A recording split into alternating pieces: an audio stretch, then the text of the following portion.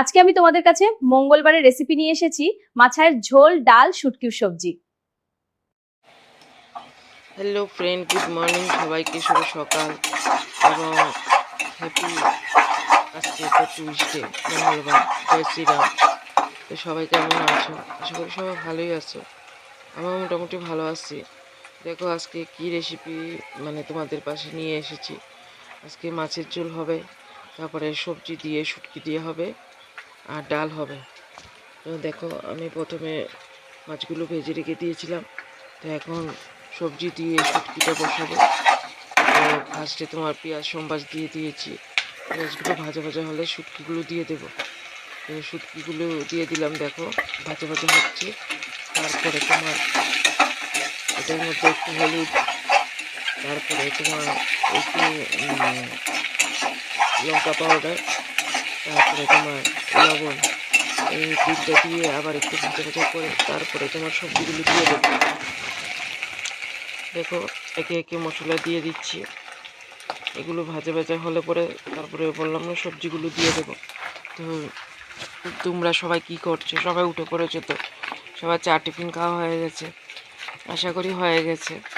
তো খেয়ে নাও সবাই তাড়াতাড়ি, সবার তো কাজ আজকের দিনের কাজ শুরু হয়ে যাবে এবং হয়ে গেছে অলরেডি সবাই, আমারও শুরু হয়ে গেছে।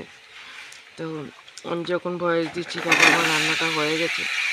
দেখো এটার মধ্যে মূলা, ডাঁটা, কুমড়া, সিম, বেগুন, আলু, এগুলো সব দিয়েছি। সবজিটা একটু বেশি নিয়েছি, কিন্তু তোমার মজে যাবে, একটু টমেটোও দিয়েছি। তো আমি শুটকি রান্না করলে একা খাই না, আমাদের পাশের ঘরে একজন দিদিভাই আছে, ওই দিদিভাইকে একটু দিই। তো সেজন্য একটু সবজিটা একটু বাড়িয়ে নিয়েছি। তো দেখো মাছও ভেজে রেখে দিয়েছি, মাছের ঝোল করব আলু দিয়ে, সেটার জন্য মশলা বানাতে হবে। তো দেখো এটা বসিয়ে তারপরে একটু ঢেকে দিলে মজে যাবে। তো এটার জন্য এখন রসুন আর কাঁচা লঙ্কা পেস্ট করতে হবে। তো দেখো সবটা সবজি দিয়ে দিয়েছি, এখন নিচেরগুলো একটু মজে গেছে। তো দেখো রসুন আর কাঁচা লঙ্কা দিয়ে দিয়েছি।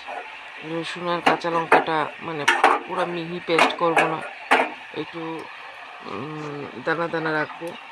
তো দেখো এখন রসুন আর কাঁচা লঙ্কার পেস্টটা দিয়ে দিয়েছি। কারা কারা এভাবে সবজি দিয়ে পছন্দ করো আমাকে বলবে কমেন্ট বক্সে।